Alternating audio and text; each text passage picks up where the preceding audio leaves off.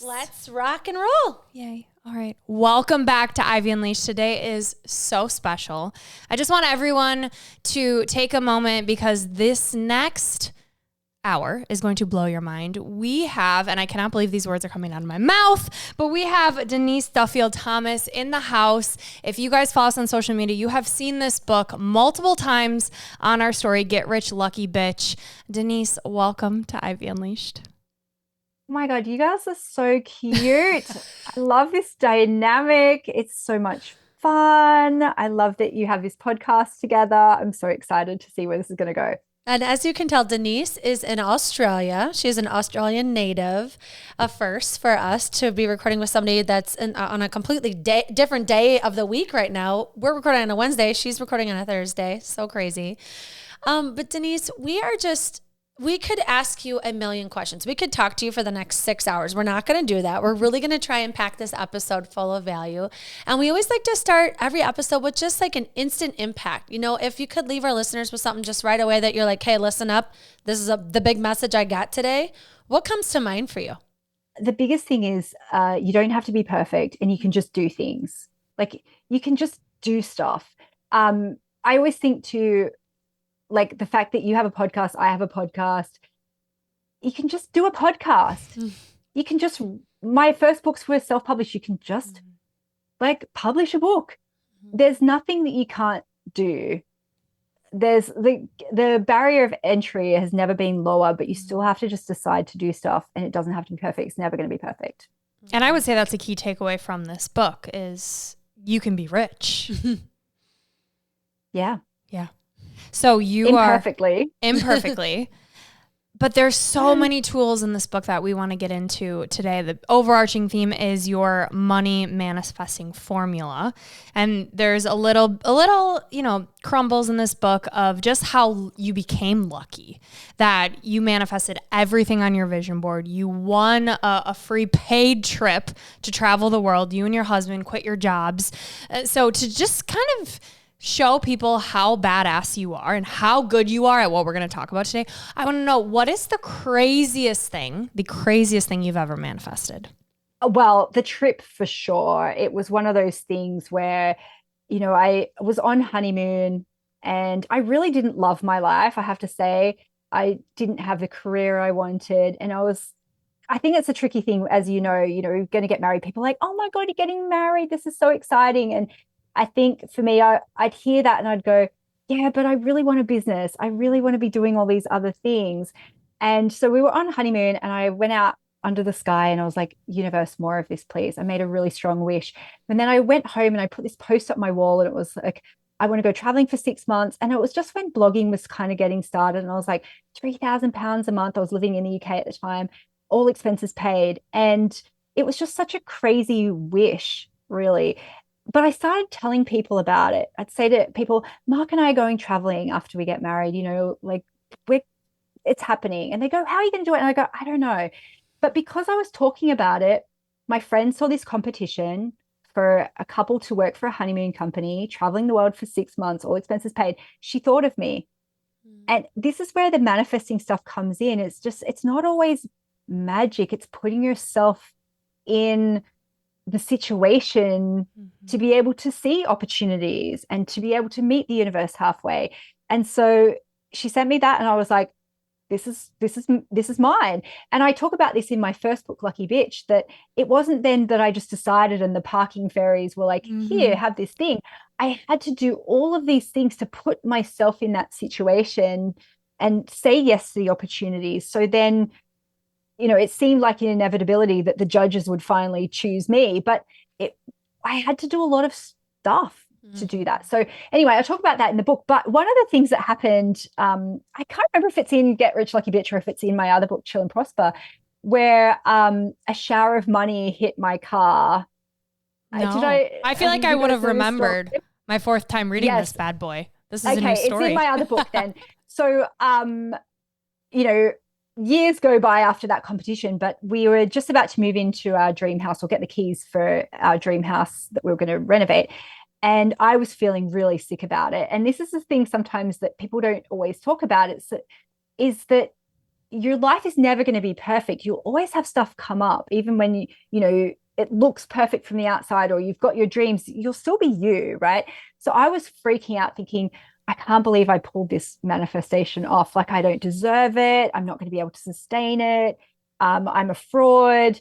And we were driving to go get the keys. And I said to Mark, we're going to really have to tighten our belts this next year. Like, and it felt like, oh, I've got this great thing. So then the universe has to balance it out in a bad way. Mm-hmm. And he looks at me, he's driving, and he goes, that doesn't sound like you. And I said, oh, you're right. There's always more money. And as I said that, a shower of money hit our car, like $50 notes, which in Australia are bright yellow, like a shower of money. Where did it come from? In that moment. I don't know. Still don't know to this day. Our windscreen wipers came on. Money is flying all over the road. And he was like, oh my God, like, do we stop? And I was like, no, like, that's not the message. Like, the message is there's always more money. And I've tried to rationalize. I've never heard anyone talk about this. It was a busy road, busy area. I drive past it still all the time. And I think there's probably one $50 note somewhere in those bushes. But I was like, was someone going to buy a car and they had this money and their kid accidentally threw it out the window? I have no idea, but it was just such a crazy experience that really reminded me of, you know, sometimes believing in miracles. Yes, you have to do the work, but some magical things sometimes that you can't explain, that the universe has a really funny way of showing you magical things. Yeah, well, you talk a lot about feeling, and that's the first step, is feeling rich, feeling abundant.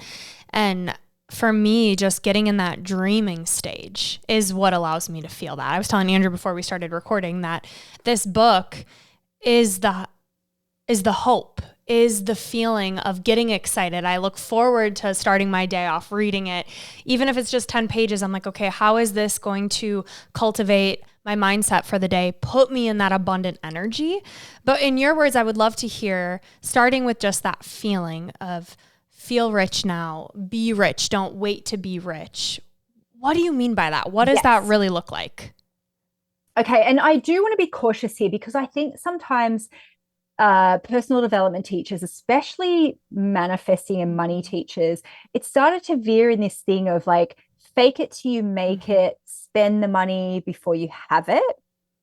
And I think we have to be I think that there needs to be a bit of a line here, because sometimes that's how we get into trouble, right? We get into trouble with debt, but also it's a fraud feeling. And we've seen in the world, there are the wealthiest people on the planet. It's not enough for them. It's never enough. They have this hungry ghost feeling all the time of like, I need more and more and more. So we want to avoid that. The other thing is that money itself doesn't cure money blocks. Money itself doesn't always make you feel safe and secure if you don't have that internally. So I like to think of this as acclimatization, right? We just had the Olympics not too long ago. And if you're an Olympian, you have to go and acclimatize to the country where the Olympics is, because the altitude might be different, right? You have to train it. I think wealth is the same way. Sometimes we have to acclimatize, not to the money necessarily, but to the thing that we think that money is going to give us: peace of mind, feeling abundant. And sometimes no amount of money can do that. So we've got to start with who we are right now, with what we have and the resources we have. How can we cultivate that inner feeling of abundance? So then we acclimatize to more money. We're not going to sabotage it. We're not going to be like those lottery winners who within 5 years sometimes are worse off than before. It's because they weren't able to hold on to it. They weren't able to have that. For women especially, I think this can be really tricky. So if you think about, how do we cultivate this richness now? Are you allowed to, I don't know, give yourself permission to have a fresh towel, to have comfort and ease in your life now with what you have? Because no amount of money is going to change that. If you're someone who lives in self-denial, but also like self-talk around that, I'm not a good person, I don't deserve. And so we start with the small things, and then you upgrade to the next level with what you have. So a good example of this is when someone joins my money boot camp, I get them to do a bit of an inventory, and it's kind of arbitrary, but it's good to see what the flavor of your life is. And the classifications I get them to do is all the stuff in their life, physical stuff, mostly we start with. Is it economy class? Is it premium economy? Is it business class or is it first class? And this is kind of distinctions that we understand from flying, right? Mm-hmm. It's very clear when you fly, like they take things away and they give you things and you can see those classifications. But it's more like what's in your life that is economy class makes you feel poor, makes you feel inconvenienced. And you'll be surprised. Sometimes we think that's a symptom of money, but sometimes it's not. I'll see people who have money, but they're still treating themselves in this economy class way. And so you could start by sometimes in this money work I get people to do, it is a bit of a scattergun approach. It's like, what can we upgrade to the next level? But what's really good is if you find something that's symbolic.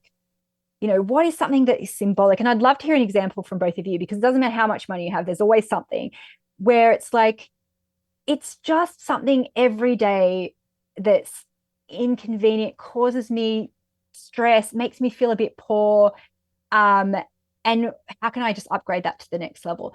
And if you take that approach sometimes of like squeaky wheel first, your whole life just starts to become elevated, but you start to see meaning in things, right? So I'd love to hear an example. Is there something in each of your lives that you know you could afford to upgrade it, but there's just something there that's economy class? I do. I've got one. I edit our podcast and I have a terrible keyboard and mouse that like hardly ever work. And half the time I'm just putting my hand on the laptop over here. And my husband's like, why don't you just expense a new mouse? And like, you are spending hours doing this thing and you love this. Like, why not make it a little bit smoother and more enjoyable and probably efficient for your life? And I'm just like, oh, when our business makes more money, I will. You know, when fill in the blank, we hit whatever, then I'll talk to Brooke about it or I'll bring it up or something. And he's just like, he has the nicest headphones and the nicest mouse and the nicest keyboard because he's like, I'm working all day. Like, why not make this? Yeah. So that's an example for me, for sure. That's a perfect example, right? Because it's probably part of your personality of like, I will make do. I'm not too good for, you know, I'm a hard worker. And sometimes those things where you find the meaning and the symbolism of it, you'll see that it's in a lot of other areas. And Brooke, what about you? Like, what's your... I would say so many things come to mind. I literally have in my notebook my first class life. And I did this exercise where just anything, looking around, thinking of day to day, like, okay, when I wake up, what do I want? What's the first thing I see? For me, it was getting a designer bag because I'm like, I'm going to carry this everywhere. It's going to elevate my vibe, my mood. I'm going to be excited to go to work, to take things, to put my computer in. My mindset around it was like, what are some little things that I already have that I can upgrade to allow me to feel wealthy now without spending a lot of money, but things that I use daily. The mouse pad, the keyboard. This is your permission. Please order a new one. Please. I think though, I was just going to say, I feel like it forces me to work harder or something is what I'm telling myself. And I definitely want to get into this deeper thing with you because I think we're just unaware of what we're doing and how we're feeling about it. Well, sometimes it's part of our identity as well of like, I'm not too good for this, or I will deserve it, or I'm not hard, you know, I'm a hard worker. And that stuff doesn't necessarily go away with more money. And I think the idea is that we're not just going to upgrade until we're living in a gold house, right? Because there'll be some things where you'll go, that's good enough. I'm just going to move on to something else. But it's like, it's cultivating an abundance mindset wherever you are and giving yourself permission to want better things as well, but not from a place always of lack and desperation. And that's a really great place to manifest from too, of like, I like myself, you know, I feel abundant now and I still have other dreams. Then that's when the lucky things start to happen. But when you're just like, you're sort of saying, universe, send me all these amazing things. But what you're really showing is I'm not worthy and I will put up with whatever you send me. Really, that's what we're showing. So for people listening, that might mean, use your perfume. It might mean, give yourself an extra 5 minutes in the morning so you're not rushing. Those are the things that when you listen to like really, truly happy, wealthy people, they're talking about those things in their life as the richness, not like, oh, I've got this diamond encrusted helicopter. This They're saying, I have this spaciousness, I have the joy and delight in these small things. And so we cultivate that first class life that will be sustainable by always thinking that, like, what am I grateful for? But also, what can I upgrade because I'm worthy of it? And you'll find too, it starts to be less about the things and more about how you live, And then you sort of start to think of your values in that too. You go, what do I value? Maybe you've never been able to have the choice before. And I think that in itself is a lesson, because sometimes when I ask people, what do you want to upgrade next? They don't know. And it starts with these small things. So one upgrade I've said to people is when you sit at a restaurant, instead of your default behavior, maybe your default behavior is, what am I allowed to have? What's the cheapest on the menu, or whatever it is? Instead, say, what do I really want? And if you start to look at this in all areas of your life, you'll start to realize, but tell me, what am I allowed to have? Or you'll start to remember things from your childhood of like, a certain person has this and that's who I am. You classify yourself almost in that.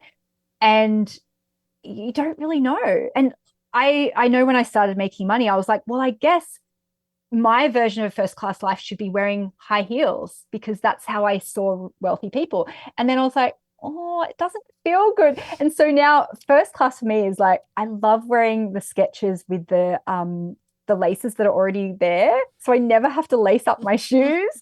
And like, they're like granny shoe. Like, I was at the airport one time and all these white men in front of me, we all had the same Skechers on. Because of these old white men, because I'm like, oh yeah, they've got the ones where you just put your foot in it, you don't even have to like bend over. But for me, that's first class. That feels, I want to feel comfortable. And it stops being about what other people would consider wealthy. And this is where it's like, you start with what you have. And sometimes it does require, buying a new keyboard, but it's what's stopping you from buying the keyboard. There's probably other little things you could upgrade that are like, oh, I don't have to suffer. If that makes sense. Yeah, I like that you called out it's not just things, because there's a part in the book where you talk about the saver versus the spender, and allowing yourself to feel safe and okay with having an abundance of money. And so slowly starting to save more. And I feel like right now that's my true incremental upgrades is, okay, each week can I add $5 and $5? And I don't need the extra purse or coffee or whatever. Like, no, I want to feel safe with extra money just hanging out, which reminds me of the EFT and all of the visualizations, all of the tools that you recommend. So can we talk about your nervous system, being safe with having abundance, feeling worthy, and kind of those tools you recommend for the deeper, the belief healing? Oh, definitely. I'm glad that you brought up EFT. It is such a powerful, simple thing. So I first found out about it years ago when I worked in consulting, and I, really wanted to have my own business. I didn't feel safe to do it, and I realized that I had had so much imposter syndrome and, what would people think of me? And it just didn't feel safe. And I was so lucky that we had this temp secretary come in, and she was really into personal development. She goes, have you ever heard of this thing called EFT? Emotional freedom technique. And this is pre-YouTube, right? So she lent me her DVDs where I had to learn how to do it. And the cool thing is about emotional freedom technique, I can't remember his last name, I think it's Gary, but he basically said, this is for everybody. It's not copywritten. It's not something that you don't have to certify in it. You can just do it. And it is tapping on different points of your body. And there's people who have explained like the meridians and, the acupressure points. I never remember any of those details. I just know it helps me to feel better. And the thing is, so yes, there are the points that you tap on, but you say the thing that you're scared about out loud. So it could be, even though I feel nervous, even though I feel scared. And as you're tapping them, and then you say, I deeply and completely love and accept myself. Even if I feel like I screwed up, I deeply and completely love and accept myself. And I don't think you need to overanalyze all of the bits and do the meridian points work, whatever. I think the power in this is, even if the worst I think about myself is true, even if the worst thing could happen, I deeply and completely love and accept myself. And I think there's comfort in that, of going, well, I'm in my corner. That's okay. I like myself. And there's something there that I think is very calming. And I think sometimes people feel scared about saying the thing out loud. They feel like they're going to manifest it, but you're only saying the stuff that's already living in your body that you're scared about anyway. So it's almost like it's better out than in. It's a really great tool for kids too. So I've used it with my kids when they've felt nervous about speaking at their school assembly, or if they're having trouble with friends. I've always used it before I've gone on stage. I feel nervous, and I've seen tennis players do it. You'll notice it now. You'll see people do it. I've seen like rugby players do it. Just doing little things. One of my professors at university, she used to do it before a class because she said it would be really nerve-wracking having lots of people around.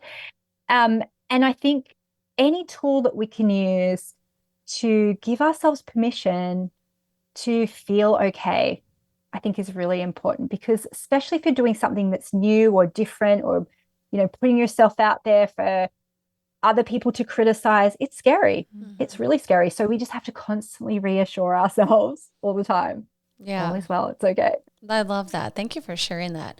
I think too about our listeners, who so many of them are not even aware of what their values are deep down. Like they can be like, oh, I'm a family person, or, I enjoy doing this. But I think your work is so deep.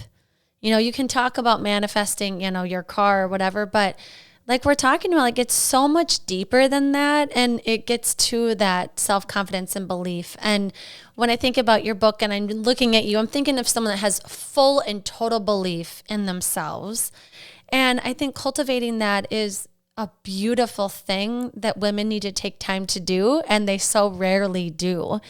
So how do you convince people? Let's say someone's tuning in and they're like, okay, I do know I need to take some time for myself, but like, how do you start to cultivate that belief that like, this is the work of, if you want to go after something and believing anything's possible, like where do you start if you just don't know yourself? Well, I do have to correct something. I don't feel like I believe in myself 100%. And I think that is something that I think we all feel that way. Everyone else has got it together, and I'm the only one who feels this way. I have to work on this all the time. It's a practice.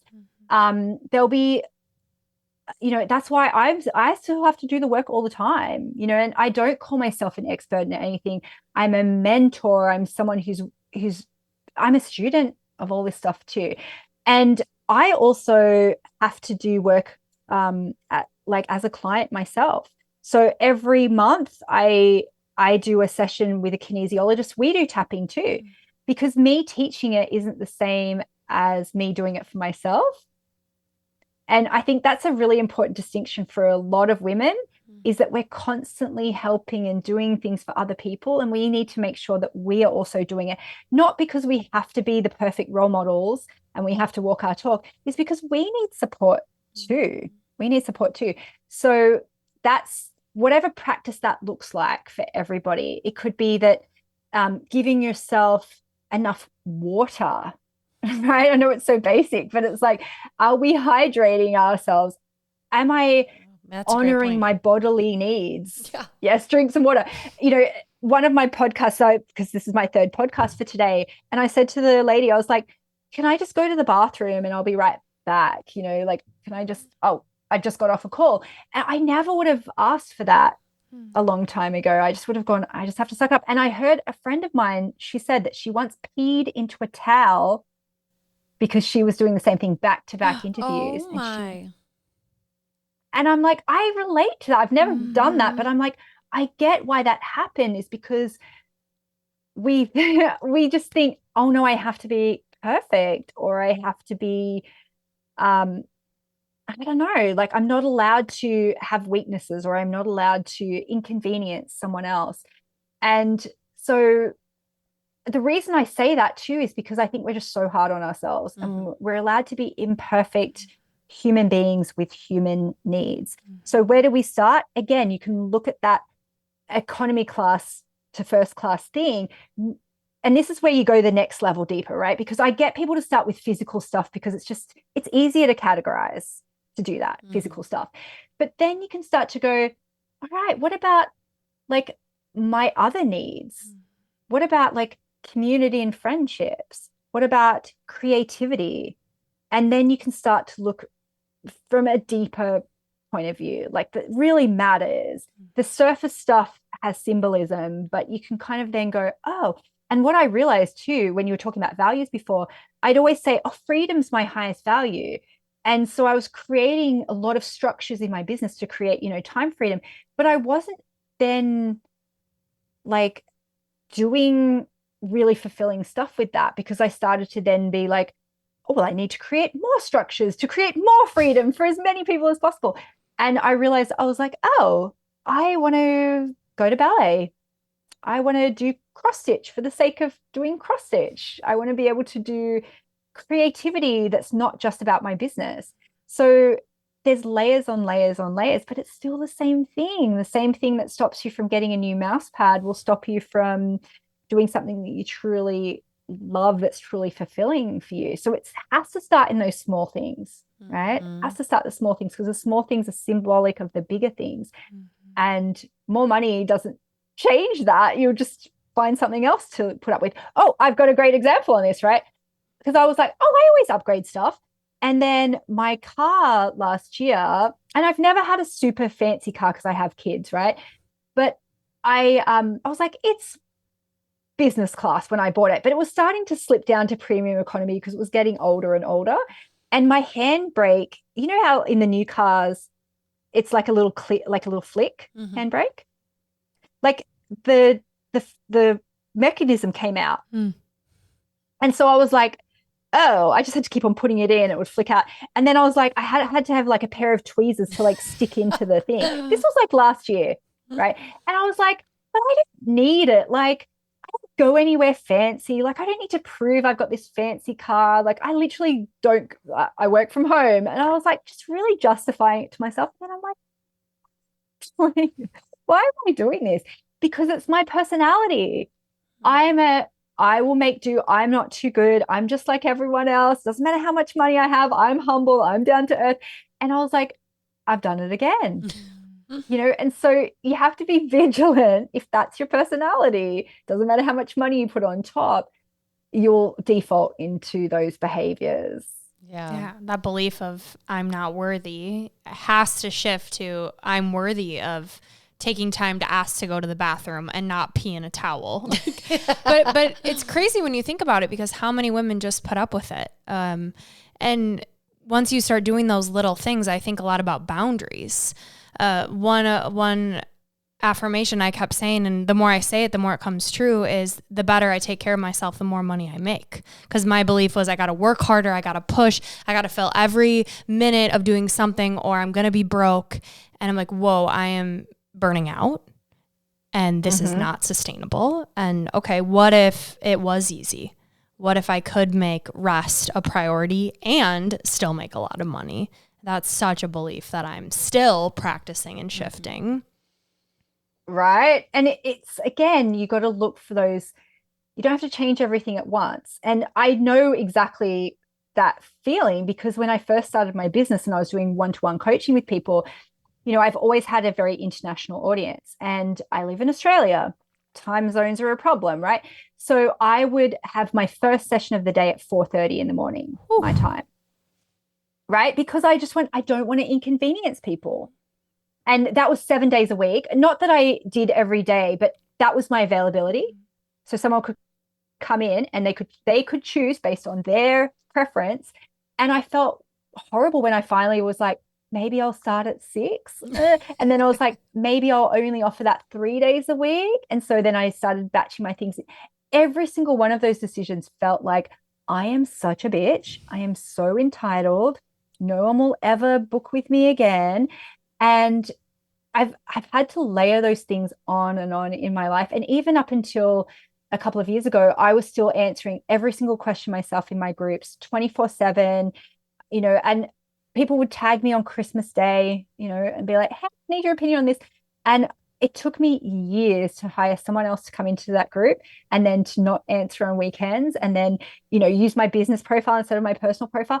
And all of these things you think, oh my God, no one's going to like me anymore. Right. And then you go, okay, that's the next one. What's the next layer of that? Actually, I don't want to work on Fridays. And you're the boss. That's why we did this, right? Mm-hmm. Yeah. We did this for our own flexibility. And then we go, oh no, now I'm accountable to every single person and every listener in the world. Yeah. Well, I think it's frustrating because there's that meme you see on social media where it's like, I became an entrepreneur so I don't have to work 9 to 5 and now I work 7 a.m. to 7 a.m. like 24/7. And it's like, okay, but you're normalizing that. You're making that your reality. We don't have to. Mm-hmm. This doesn't have to be reality.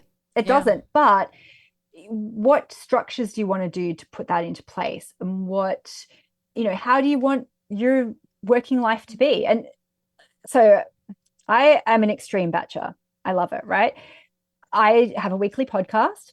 So last year in December, I filmed 32 episodes of my podcast. So I could batch the whole year as much as possible. I'll probably still have to do, I would say, 1 or 2 more days sometime this year to fill in a few of those gaps. But I could feel myself a little bit going, well, I don't do any work. And I'm like, yeah, but I'm smart. Like I did that. And now I'm seeing my husband who works in my business and he's listening to a podcast episode and editing it and stuff like that. And I was feeling bad about it. I was feeling guilty that I'm like, well, I'm off to ballet. Good, have fun with that. But I'm like, just because I didn't do it in the same time frame, does that not count? Right. Doesn't make it less valuable. Yeah. Absolutely. But I was feeling guilty about the spaciousness of my life and feeling like, well, I don't deserve, I'm not doing any work. And I'm like, yeah, I did. I just did it in a different way. And so I think I see people feeling guilty about finding any way that creates ease because they feel like it's cheating or they're not working hard enough or then they don't deserve the money because of that. And, like things like writing books, for example, right? You can get paid for that for a long time.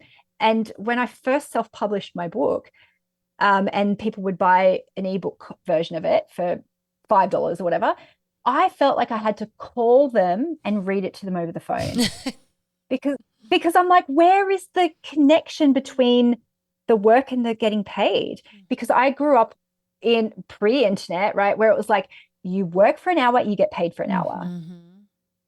And then when in my business, I coached you, I get paid for that hour. And then suddenly when you go into this phase of like, oh, I can get paid for the same work, and same with things like podcasts, the more listeners you have, the more revenue you can make, but the work is kind of the same, right? Mm-hmm. It kind of breaks our brains a little bit to think, oh, hang on, I'm allowed to leverage and get paid more. You start to think, but I have to be better. I have to try harder. I have to work more. I have to balance out that equation by over delivering, by over giving. It feels wrong. Does that make sense? Yes. Yes. And I just got a royalty payment of $10,000 for books I wrote 10 years ago. Amazing. And it was just like, oh, this is kind of cool. And I was feeling weird about it. And then what's so funny?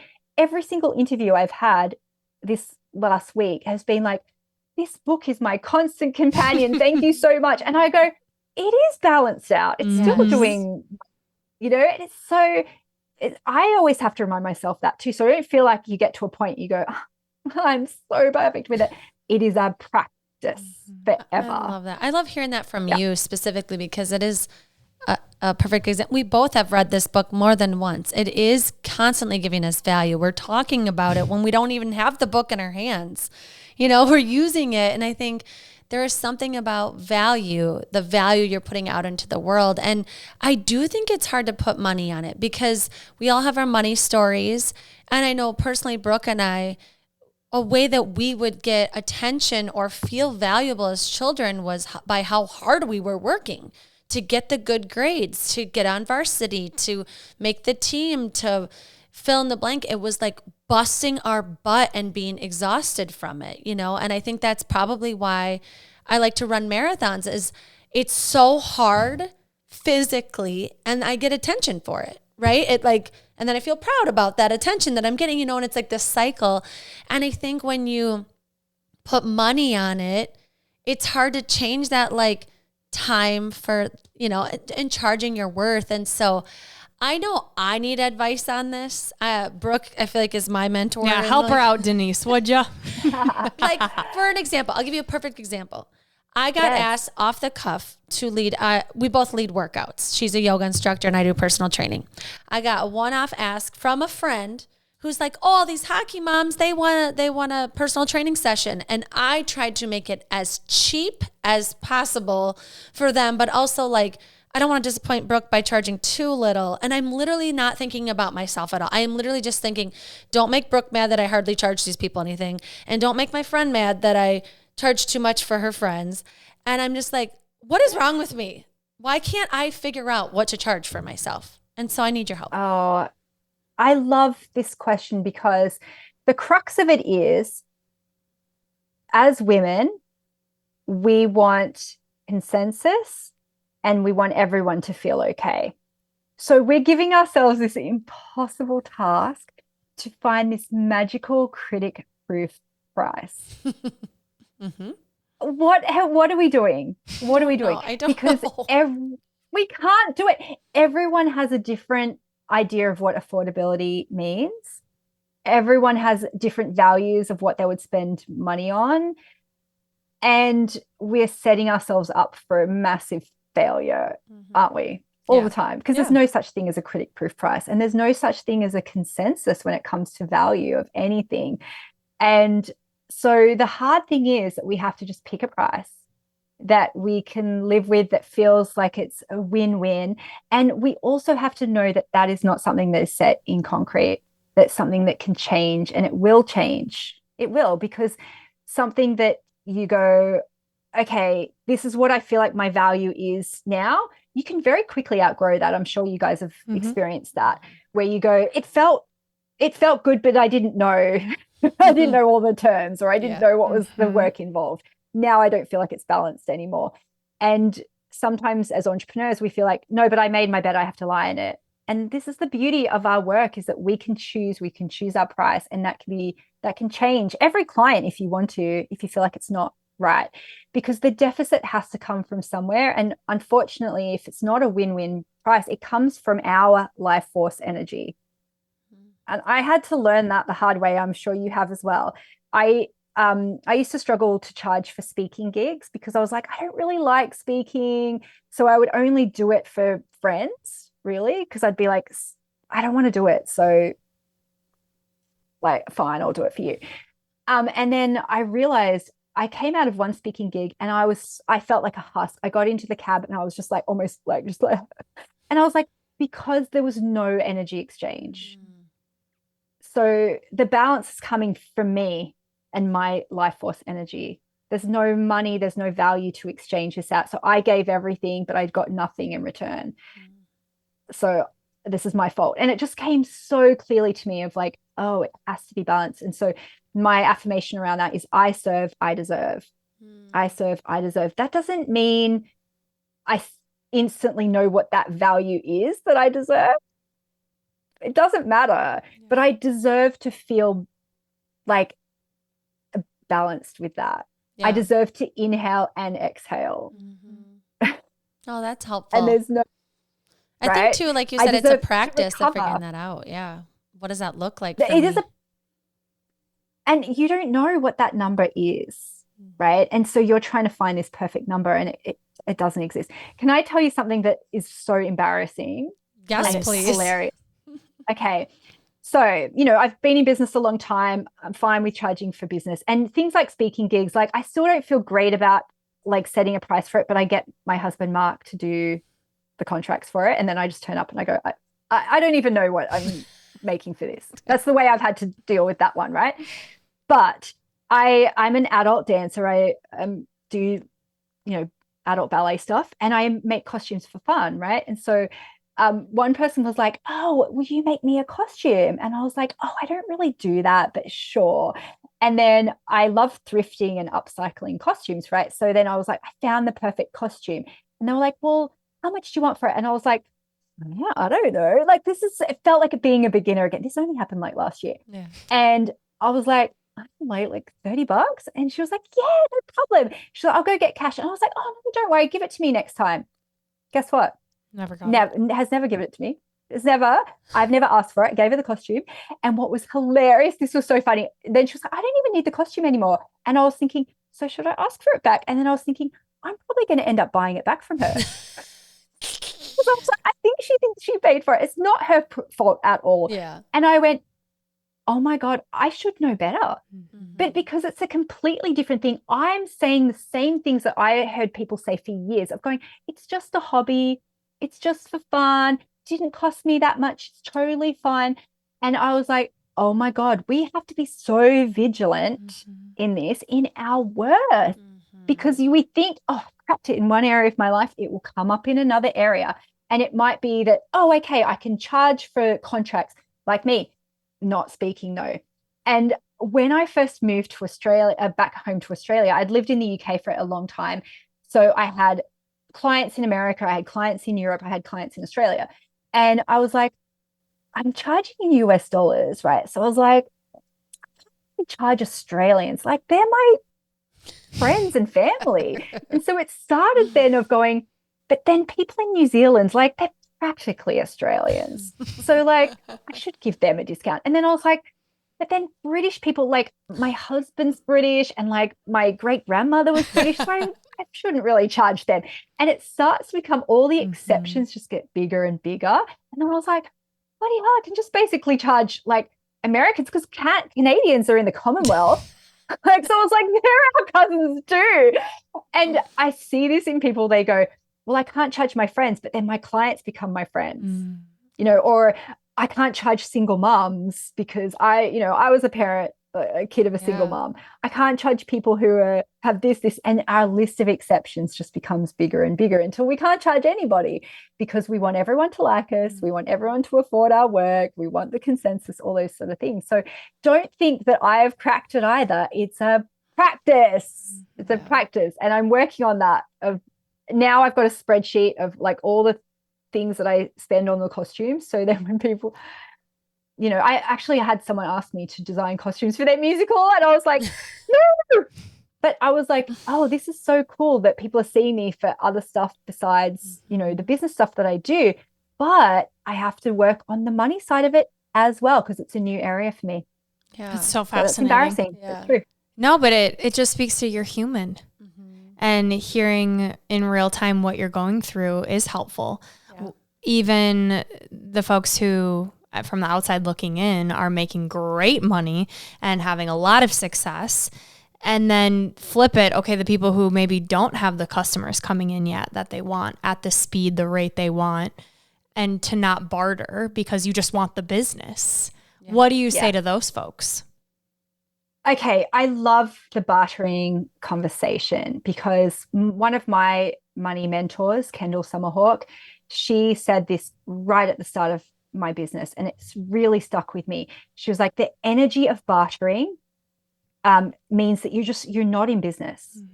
You're not in business. And so she said, this will be such a life-changing thing. And this is why I always share it as much as possible. And I attribute it to her. She's like, if you draw a line in the sand and say no more bartering, even if it's convenient and fun and friendly and all this kind of stuff, it's the energy of it. You are not open for business. And what happens is that you'll start to get other people who come in and ask for the same kind of situation because you just energetically, you are open for that, right?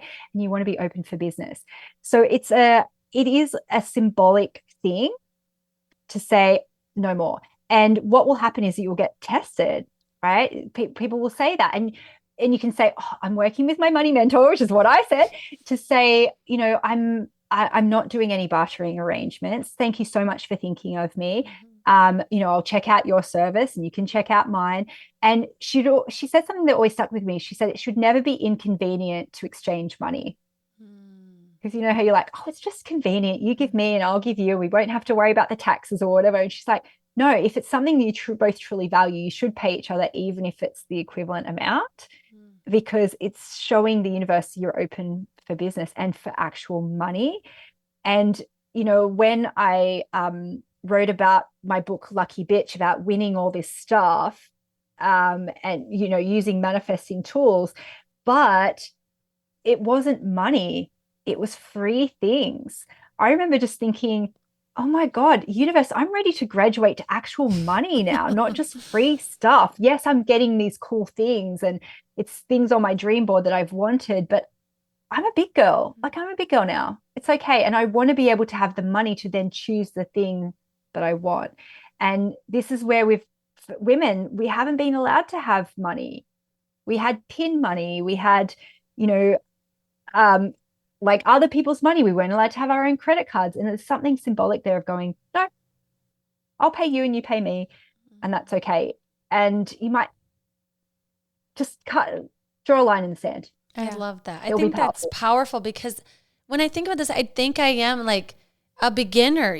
We just started a business a few years ago. We weren't trained in business. And so I think you do have to make decisions to just level up, grow up, step up, And I think there's a trust in there. Yeah. Like, I'm pitching you and here's my price. And if you don't want it, I have to be okay walking away. And that's scary. That's why I think tools like EFT help. Even if they don't buy, I deeply and completely love and accept myself. And you're almost saying, well, I can look myself in the eye and go, I'm still a good person. And I actually think this works really well for sales too, is that when you do that work, people can sense that. They can be like, if I say no to her, she's going to be okay. She likes herself. She likes me. And it makes you more attractive, actually. Yeah. I heard Jason Bateman, the actor, talk about this. He calls it sexy indifference. And it's like, it's very attractive when someone is okay in themselves. Yeah. Like, you kind of go, oh, that's steadiness. And I know what it's like on the other side when someone is wishy-washy about money. It makes me feel unsafe. It makes me feel like then I have to be the grown-up. And I like people with good boundaries. I don't mean that everyone I work with has to be a millionaire or make more money than me. I just like when people have like done some of that steadiness work so I can feel safe with them. Yeah. It's almost like you don't need their approval. Like the people that are constantly trying to like say the joke to get the laugh, make you kind of nervous. You're like, I don't need to laugh, but I feel like I should because you really want me to laugh at you. But the people that are like, I could care less what you actually think about me, I definitely am more drawn to that. Like, it's the same way in business. Yeah. And it's like, I like what you said too about, I'm trying not to get criticized by this friend or by Brooke, but it's like, ultimately it's like my own criticism I'm trying to avoid too, where it's like, what can I do so I'm not so hard on myself after this, And so it's that deep inner work. And I just love that you keep writing books. I don't know how many books you get up your sleeve, but I think you should keep writing them because it's such powerful work and it really makes us explore, like you said, those patterns and those symbols in our life. And it's just really valuable. Well, that affirmation I mentioned before, I serve, I deserve, I think it can be a really good pattern interrupter in that moment. If someone's like, how much for this? Or, is it okay? And you can just be like, I serve, I deserve. And I think it dissipates some of those feelings. For me, it's a shorthand of like, I don't have to feel guilty. It's okay for me to receive. There is value in my work. It's okay. But also this feeling we have of wanting to be everything to everyone, we convince ourselves, oh my God, if I don't provide this service at the exact price that this person can afford, you're saying to yourself, this person will never be able to find someone to work out with. It's like, that's not true. There is a price point for every service, right?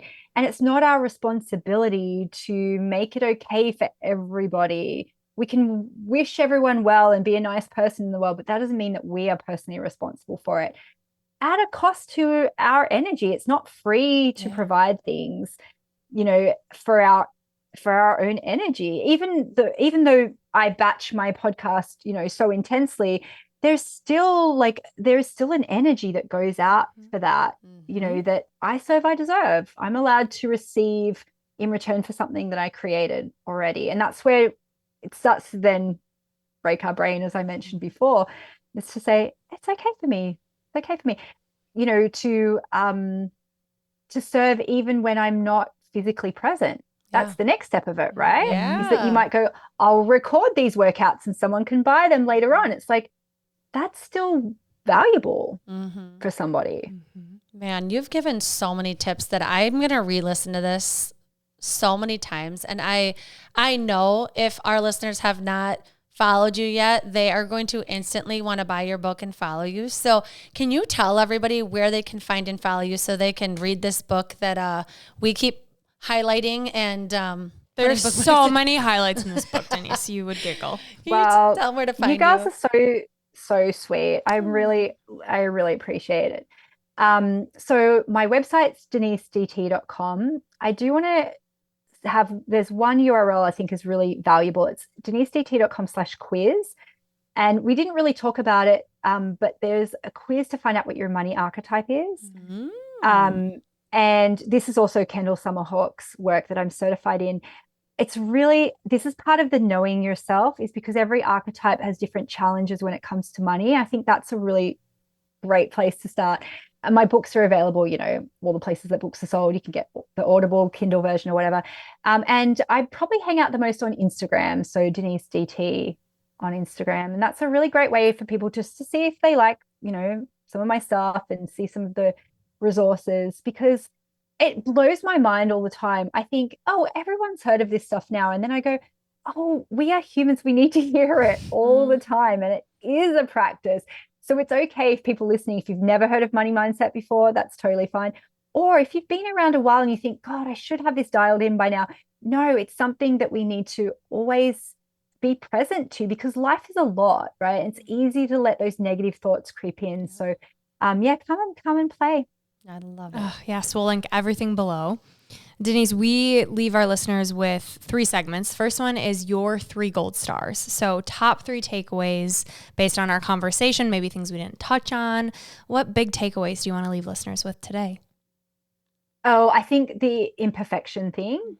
I love always reminding people that don't put anyone on a pedestal, because everyone's human, everyone's making mistakes all the time. I think that's an important one. And that's why I always talk about my mistakes and my flaws a lot, because I'm like, don't put me on a pedestal. I'm not perfect either. And to also understand that you don't have to wait to make money. You make money as you go. There's never any perfect version of yourself that's going to make the money. You are making the money. So you're already on the journey, right? There's no turning point. That you'll constantly make mistakes as you go. That's just part of being human.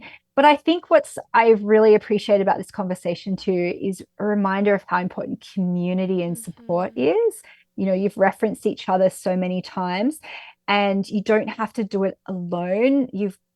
Plug in, have a business bestie, have someone that you can talk to about these things, because our grandmothers didn't have that. And our mothers didn't really have it either. And we're just so lucky to be in this time that it's so accessible to share this information with each other through our podcasts and our work and social media. And so, really plug into that, really look at curate your feed and see what messages are coming in, because there's a lot of bad stuff happening in the world. And how do we protect our heart to make sure that we are also creating things that are part of the solution, and not waiting till the world's fixed either before we let those things out into the world, because it's never going to be perfect either. So there's no perfect time. There's only now. Wow, I feel like you've given so much. Here I am. I'm feeling bad asking another question, because I feel like I've gotten so much value from you. We have rapid fire unleashing Ivy here. I'll go first. Okay. My question, Denise, what is something right now you're using your money manifesting formula for? Ooh. And can you walk us through what that looks like in real time? Or maybe one you just did that came true. Just give the people a little glimpse into this formula. Oh, yes. So, I mean, the formula in a real nutshell. So step number one is decluttering. I always like to make space for new things to come in.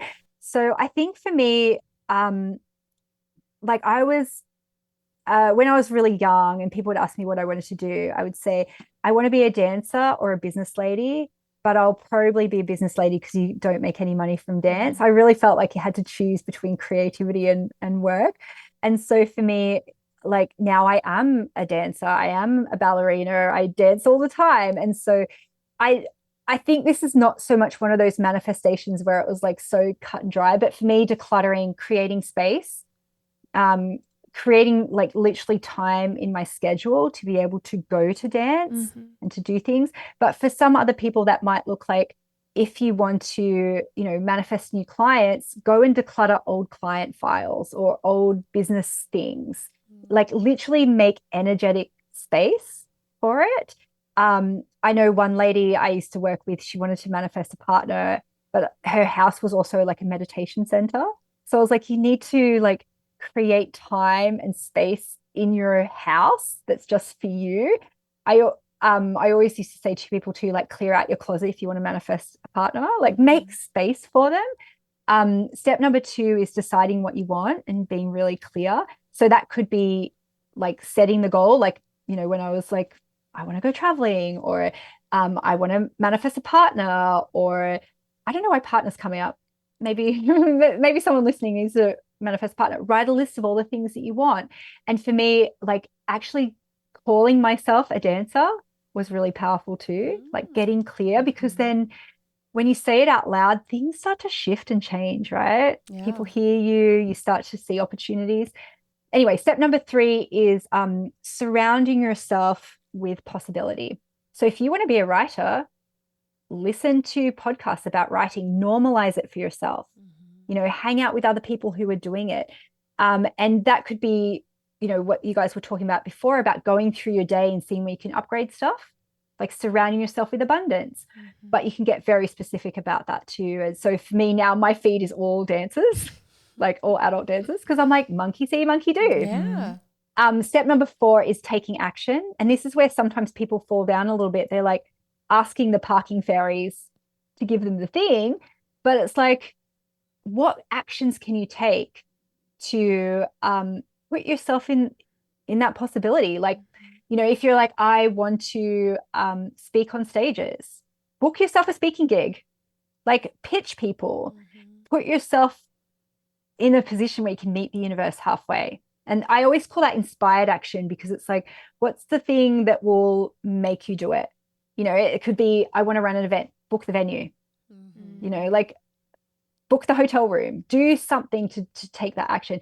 Step number five is the hardest one for so many people, and it's receiving.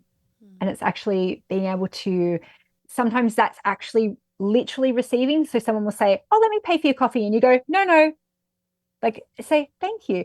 Receiving a compliment, you know, oh, that's so nice. Oh, this old thing. Oh, thank you so much for saying that. That's made my day. Or it could be the receiving of big things, of like someone trying to pay you for something. You go, yes, thank you. You know, it's saying yes. And I think also the receiving part is feeling okay about it. Yeah. I serve, I deserve. Yeah. Oh, so good. Powerful. Yeah. All right. Yes. And yeah. Anyway, that's the formula. I've used it for big and small things, but that's what I'm using it for at the moment, is to really embrace that creative. I'm allowed to be creative. I can choose money and creativity in one. Yeah. That's something I think a lot of people struggle with, of like their hobbies versus, you know, trying to find that balance. I'm curious about you as a mother, and thinking about maybe a limiting belief you had growing up, or, you know, was kind of instilled in you that you had to overcome. Like, what's the biggest one that you're like really trying to help your kids not have, that maybe you had when you were a kid, or that you had to overcome? Geez, this is a can of worms for me. Yeah, my mum was 17 when she had me. And so a big part of my life was I'm, the child of a single parent and we're on welfare. And I didn't see a lot of examples of how ambition and motherhood could coexist. So when I didn't have kids until I was maybe 30, 32, 33. And I remember just feeling like, I don't know what's on the other side of this.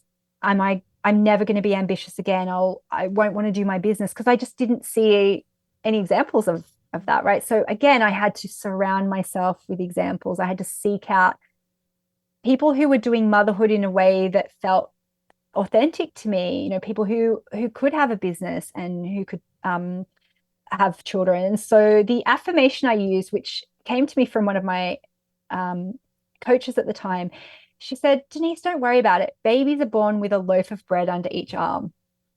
And I was like, what the heck does that mean? And so I made that, I shortened that in my mind. Babies bring abundance. And this isn't, people who do not want to have kids, this is not about that.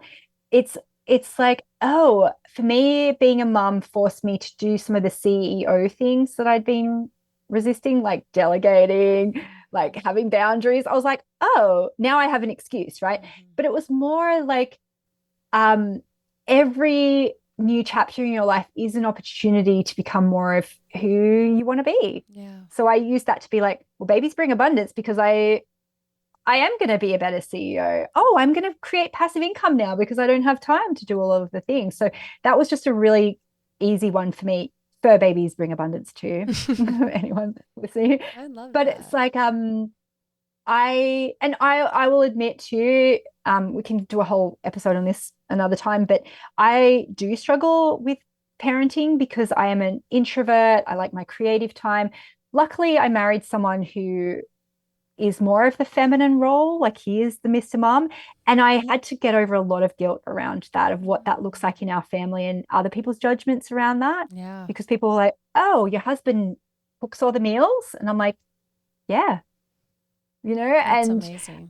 when my kids were little, we had full-time housekeeper, full-time nanny because I worked from home and I needed that support. I needed that village. And I got a lot of criticism about that too, right? Oh, we definitely In could have a terms of whole those, episode on this, on that mom guilt we and we really criticism. could. Yeah. And I'm okay with it now. Like my kids have always grown up with me, like mum's going on a call.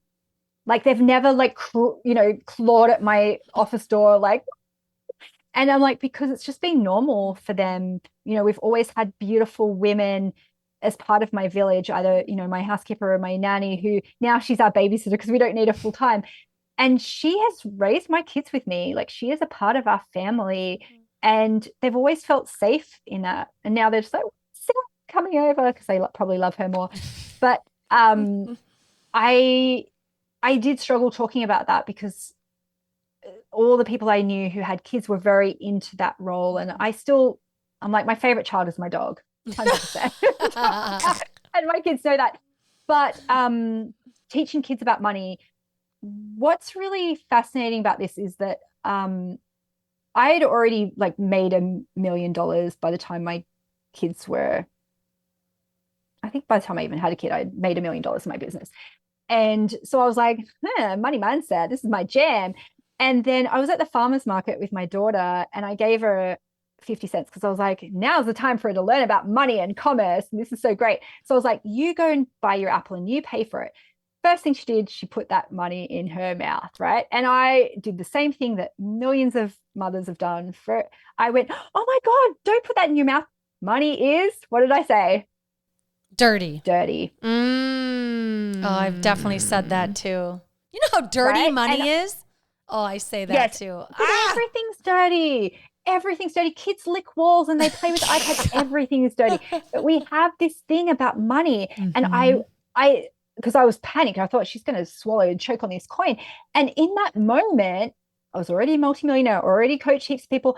I went, oh my God, her first real interaction with money has come with this ginormous nervous system jolt of panic, fear, stress. And so in that moment, all these things went on. It must have only been a couple of seconds. I lived a lifetime in that moment because I was like, I've done this and I've done this and everyone's got this experience. And oh my God, how am I going to neutralize this? And so in that moment, I really went, oh, okay, my job for my kids is not to glorify money, because sometimes we swing the other way and go, well, I didn't have any money, so my kids are never going to have to think about money.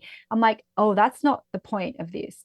I want to make money be a neutral thing as much as possible. So I was like, hey, I tried to like calm my voice down. I was like, and then I was like, in our family, we take care of money, because I didn't want it to be like money is this dirty thing, because everything's dirty. Don't stress about it. One time my kid came out of a playground eating a chicken nugget I did not give her. I'm like, how long has that been there for? There's dirt everywhere, right? But it was like, hey, in our family, we take care of money. And then as our kids have gotten older, I've taught them EFT. So I'm like, I'm giving them a tool. I don't know. None of us know how our kids are going to make money or what money is going to mean in the future. We don't know what that is. So we can't give that to them necessarily. So I'm just aiming for as much neutrality as possible, knowing that they'll have their own relationship with money. But my daughter came home, they got to use the internet for the first time. So she Googled me, right? And she goes, well, the internet says that you're a millionaire. I'm like, fuck, like we never really spoke about this that much, because for a long time she thought I taught a mummy boot camp for mums, mummy boot camp. Kind of. Right? So she's like, oh, you're going, yeah. So she's like, oh, you're going with all your mummies. And I was like, yeah, I guess. And so then she started being really like, how much money do we have in the bank? Like, how much money is they this? And how know. much money is this? Yeah. They want to know. And so I'm very careful of going, shit. I'm like, well, money doesn't make us better than anyone else. And we're so lucky and I'm so appreciative and we're so abundant. And I don't know what that looks like. I know I'm going to give them other money blocks. I absolutely will. And I think we have to be okay with that, because like, work on your own stuff, because kids can grow up in the same family and have very different money experiences, right? So all we can do, I'm not going to be perfect. If you read in the future that one of my kids like did something bad with money, yes, probably that's going to happen. I love you. The most recent one, actually my daughter last night, my 7-year-old, she goes, well, what's more expensive, a tennis court or a pool? Because we have both. And I was like, why are you asking? I'm like, interesting. And I don't want to then go the other way and go, well, you're never allowed to have anything, so give everything away to other people, because that's going to set up its own stuff as well. Right. So I don't know. But I was shopping one time in Target and with my mom as well, and my daughter said, can I have this? And I said, no. And she goes, why not? You're a millionaire. And my mom was like, yeah, but you're not. And so then my mom would just say, we can't afford it, point blank. And I have to then think about it a little bit more and go, well, because our value as a family is we want to take care of the environment. We don't want to buy stuff for no reason. And like, we thrift. I'm such a big thrifter. My kids love thrifting as well. And I'm like, we don't want to, I don't know. I'm like, yeah, but we don't want to spend money for the sake of it. Like, we live in a fairly normal house. Like, we live in the burbs. I'm like, I don't want to make them think that they're special because we've got money, but also I want to make sure that they want to make their own money. But then I glorify growing up poor, and that's where my ambition comes from. I don't know. You're okay, I mean? Being imperfect. You can start to get in a real tiz about it. And then I remind myself, just focus on my stuff. Yeah. Try not to give any of the obvious bad things, and know that you'll probably give them other money stuff. And then they'll find their own money mentor. Can work on it. And then they'll take all of your courses and read mom's book, and it'll be full circle. Yeah. Yes, exactly. And they'll be like, I'll do a better money boot camp than she did. Cool, fine, do it. Okay, Denise, last question. If you could go back and tell younger Denise one thing, what age would you choose and what would you tell her? Oh, really good question. Geez, I honestly think if I had learnt a tool like EFT at an earlier age, it would have been such a great tool for me, because I see it though sometimes in my daughter who's 12. She's at that age where she's so self-conscious about everything, and like it's so awkward, and I'm like, And so I think it's like I would teach that at an earlier age of just like, you're okay. Yeah. I deeply and completely love and accept yourself. And I had adults telling me that, they'd be like, all is okay, you're going to be fine.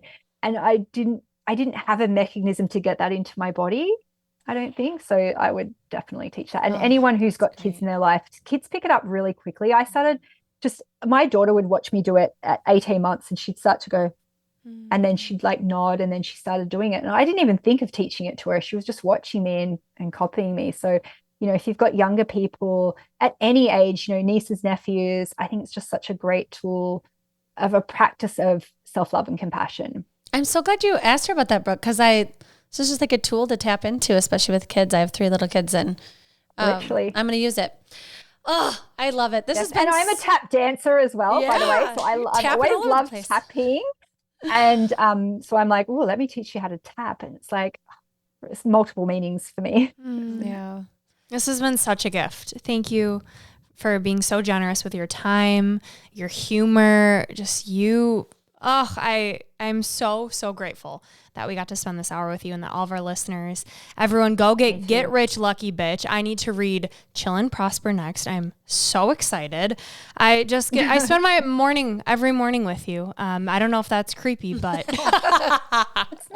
it's not creepy because I don't have to do it myself. So I'm like, when I hear that, I'm like, this is so freaking cool. It reminds me of that thing of like, oh yeah, you can put value out into the world and people listen to it. Absolutely. It's so good. Yeah. It's like such a great reminder. So I appreciate you girls so much for reminding me of that. And I hope it's reflected back to you as well, is that people will go back into your archives for a long time, and it's okay for you to profit from work that you've done, because the energy that you put into it at the time is immortal. Like it feels real in the moment. And for you guys to reflect that back to me as well, of going, it feels real for me every day. It's like, I hope that echoes to everyone listening of going, oh yeah, it is okay to it's that I serve, I deserve thing. Yeah. Well, we loved you before we met you, and now just to like your personality and just talking about being imperfect and how you're still a work in progress, and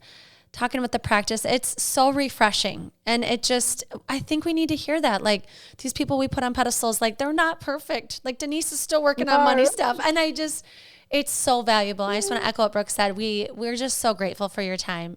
This has been a freaking blast. I hope we get to do this again. We'll talk about mommy guilt or all the things. Yes. But Denise, how we end every episode is with a piece of gold, a quote that speaks to you. Would you sign us off with yours, please? Yeah, I serve, I deserve. Honestly, if everyone just tattoos that somewhere, it will help you in so many ways. When you feel guilty, when you feel like you're not being enough, when you get criticism, it's just like, no, I serve, I deserve. I think it's such a great pattern interrupter to get you out of that space, in big and small ways, whether it's being able to go to the bathroom, drink some more water, or the bigger stuff that comes up in business around money and worth and all that kind of stuff. So hope everyone remembers that. I serve, I deserve. This is Gold Ivy signing off. Listen to your truth and go chase your gold. Oh, Denise, that was so good. Yay. I want to hug you. Virtual hug from afar.